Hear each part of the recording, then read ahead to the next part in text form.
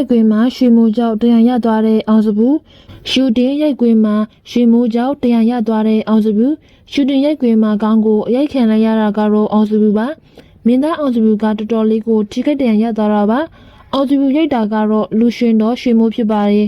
အားလုံးသိကြတဲ့အတိုင်းပဲမင်းသားအောင်စဘူးကမိုးရသည်ရောက်နေတာကြောင့်တပင်ရသည်ပိတ်သွင်းသွားပြီးတဲ့နောက်ရုပ်ရှင်ဇာတ်ကားတွေရိုက်ကူးနေရတာဖြစ်ပါတယ်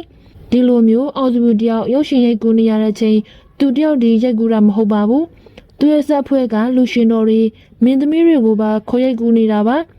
အခုတော့အောင်စဘူးကရှူတင်မှာတယောက်ဆောင်ရင်းနဲ့သူရဲ့ဆက်ဖွဲ့ကလူရှင်တော်ရွှေမိုးရိုက်တာကိုခံလိုက်ရတာဖြစ်ပါတယ်တချို့တွေကတော့အောင်စဘူးကိုရွှေမိုးရိုက်တာလက်စာချေတာဖြစ်မယ်လို့ထင်ကြေးပေးနေကြပါတယ်ဘာလို့လဲဆိုတော့ပြီးခဲ့တဲ့ပတ်မှာလူရှင်တော်ရွှေမိုးကဇက်စင်ပေါ်မှာ14တောက်လာလို့အောင်စဘူးကလာရနေစင်မှာဆုံးမခဲ့တာဖြစ်ပါတယ်ဒါကြောင့်မလို့လူရှင်တော်ရွှေမိုးဘက်ကပရိသတ်တွေဟာတနာနေကြတာပါအခုတော့ရုပ်ရှင်ရိုက်ကူးနေစဉ်မှာရွှေမိုးကအောင်စဘူးကိုပြန်လုံးလိုက်တာကြောင့်လက်စာချေတာလားဆိုပြီးတော့အောင်စဘူးဆက်ဖွဲ့ကမန်နေဂျာကျော်စရာကတင်ထားတာကိုလည်းတွေ့ရပါတယ်တကယ်တော့လူရှင်တော်ရွှေမိုးကအောင်စဘူးကိုတုံးတုနဲ့ရိုက်တာကြောင့်မနာပါဘူးဒါကိုပဲမန်နေဂျာကြီးကစနောက်ပြီးတော့ဗီဒီယိုတင်လိုက်တာပါပရိသတ်တို့ရောရုပ်ရှင်ရိုက်ကူးနေကြတဲ့အောင်စဘူးကိုအားပေးကြလားဆိုတာပြောပြသွားကြပါအောင်ကြည့်ရှုအားပေးကြတဲ့ပရိသတ်ရောက်ချင်းစီတိုင်းကိုအထူးပဲကျေးဇူးတင်ပါတယ်မြန်မာနိုင်ငံဖွာအမေရိကန်နိုင်ငံသားချန်ပီယံဂျက်ရှူဝါဗန်ကစိန်ခေါ်သူဂျပန်ဖိုက်တာကိုအနိုင်ထိုးပြီး UFC ချန်ပီယံကပတ်ကိုအောင်မြင်စွာကာကွယ်အနိုင်ရမြန်မာနိုင်ငံတွင်မွေးဖွားခဲ့သည့်အမေရိကန်နိုင်ငံသားမြန်မာကျသည့်ဂျက်ရှူဝါဗန်သည်ယနေ့ကျင်းပသည့် UFC Flyweight ချန်ပီယံကပတ်ကာကွယ်ပွဲတွင်ဂျပန်နိုင်ငံသားစိန်ခေါ်သူတိုင်ရာကိုအပြတ်သက်နိုင်ယူပြီး၎င်း၏ချန်ပီယံပွဲကိုပထမဆုံးအကြိမ်အောင်မြင်စွာကာကွယ်နိုင်ခဲ့ပြီဖြစ်သည်